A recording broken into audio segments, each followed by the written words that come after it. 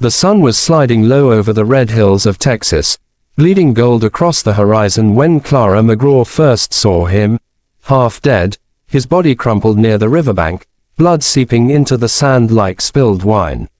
She had ridden out that morning to gather wild herbs near the creek, her father's old Winchester strapped to her saddle more out of habit than fear, but the moment her horse snorted and reared, she saw the shape of a man sprawled in the reeds.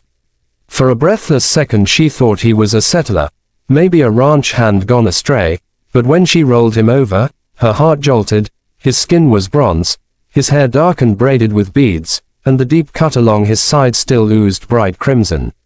A Comanche, the kind her neighbors called savages, the kind her father once hunted when border skirmishes turned brutal. Clara froze, torn between everything she'd been taught and everything her heart whispered. He was barely breathing, his chest fluttering like a trapped bird, and when his eyelids flickered open, the pain and fear in them were not savage, they were human. She swallowed hard, glancing around, knowing if anyone saw her helping him, she'd be branded a traitor to her own kind. Yet something ancient and fierce stirred in her soul. "You'll die here," she muttered, her voice trembling, "and I can't let that happen." With a grunt, she heaved his arm over her shoulder, dragging him toward her horse, whispering soothing words as if he could understand. She tore her shawl to bandage his wound, mounted him behind her, and rode through the whispering pines toward her cabin, heart pounding with every hoofbeat. The small cabin sat isolated, surrounded by mesquite and wind, the last outpost before the canyon. Inside, she laid him on her father's old bed, cleaned his wound with whiskey, and stitched the flesh with shaking hands, each thread binding her to a fate she didn't yet understand. When he stirred in pain, she murmured, "Hush, it's all right," though her hands were slick with his blood. She worked till dawn, refusing sleep, listening to the coyotes and the distant cry of hawks. By sunrise, his fever broke, and his breathing steadied.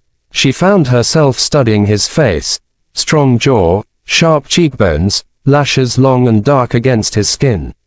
"Who are you?" she whispered, though he didn't answer. When he finally spoke, his voice was low and rough, his English broken but clear enough. "Why you help?" he asked. Clara hesitated, because no one else would. His gaze lingered on her, as if weighing her soul. "Posse chase me," he rasped. "They kill me for cattle not mine." Clara frowned. She'd heard talk in town, ranchers blaming raids for missing livestock.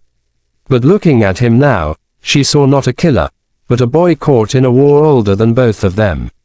"You're safe here," she said softly. He blinked, as if uncertain whether to believe her. Days passed. She hid him from prying eyes, bringing water, tending his wounds, telling him stories of her late father and the land they both loved. His name was Tahan, meaning, strong one, he said, and when he smiled for the first time, it was like the sky breaking open after a storm.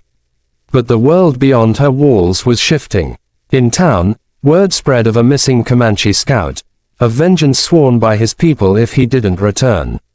Men rode the valley in angry clusters, rifles gleaming, their voices thick with hate. Clara's nearest neighbor, old Sheriff Boone, stopped by one evening, tipping his hat but watching her too closely. "You seen anything strange out by the river, Clara?" he asked, eyes narrowing. "Tracks maybe. Injuns." She shook her head, forcing calm. "Nothing but coyotes, Sheriff." He spat tobacco juice into the dust. "Well, you be careful. Word is, a wounded one's runnin' loose. If he's still breathin', we'll smoke him out soon enough."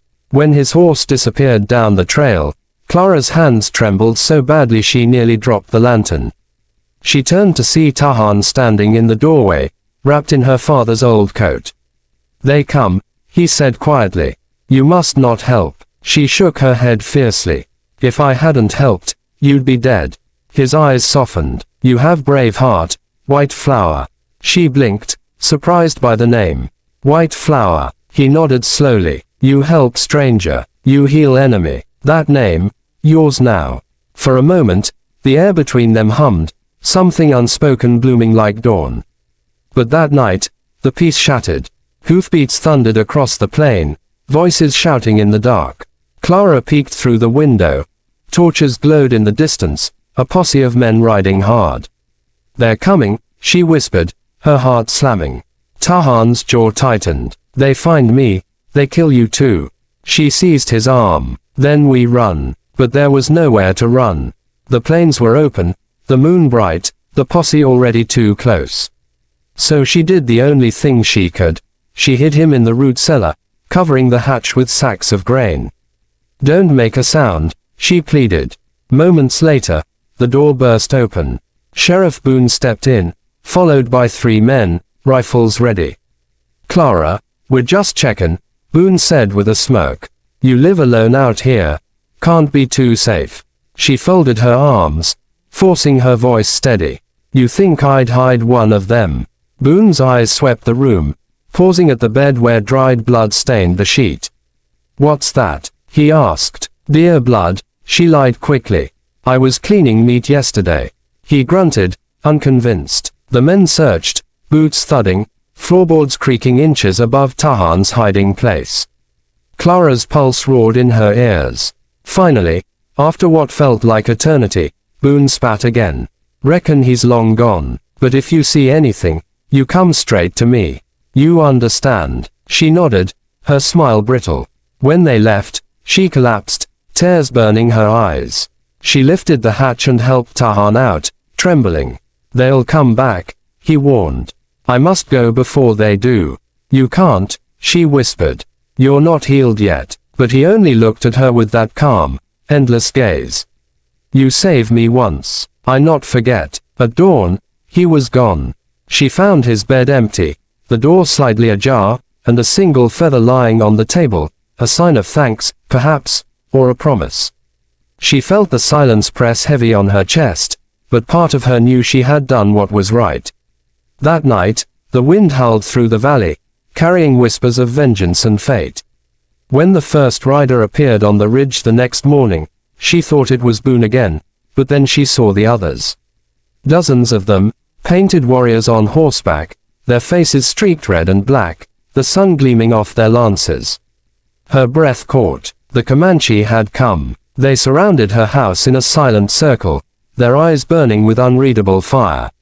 And at their center sat Tahan, proud and whole, his wound healed, his expression solemn. Clara stepped out onto the porch, heart hammering. "Tahan," she called softly. He raised his hand, and the riders halted. "You saved me," he said. "Now my people come to see why." The wind whipped her hair across her face as silence hung heavy between them, and for the first time, Clara realized that saving one life might have just changed the fate of them all. The air was so still that morning Clara could hear her own heartbeat, the rhythmic thud louder than the hoofbeats that had carried the Comanche warriors to her door. For a moment, time hung suspended between two worlds, the quiet woman who had once tended her garden in peace, and the fierce stranger she had become, standing tall before her. Ring of painted riders who could destroy her life with a single command. Tahan sat his horse at the center, his dark eyes steady on her, and in that gaze she saw something deeper than threat, an ancient test of loyalty and courage. She raised her chin, meeting his eyes. "I helped you because it was right," she said, her voice trembling but clear. "If they kill me for that, then so be it." A murmur rippled through the warriors. Some nodded, others glared. Tahan dismounted slowly, walked forward until he stood before her, and then, to her astonishment, dropped to one knee. "White Flower," he said softly, "you saved a son of the Comanche. You saved the blood of our people. No harm will come to you." He turned and spoke in his native tongue, his words sharp and flowing like the river. The warriors' expressions changed. Anger melted into respect. One by one, they lowered their spears. Clara's knees nearly gave way as relief flooded her body. Tahan reached out, his hand hovering near hers but not quite touching. "Our ways are not the same," he said, "but our hearts, maybe they know the same truth." She smiled faintly through tears. "Maybe they do." He gave her a single nod, then mounted his horse again. The warriors wheeled their horses and vanished into the horizon as suddenly as they had come, leaving only dust and silence.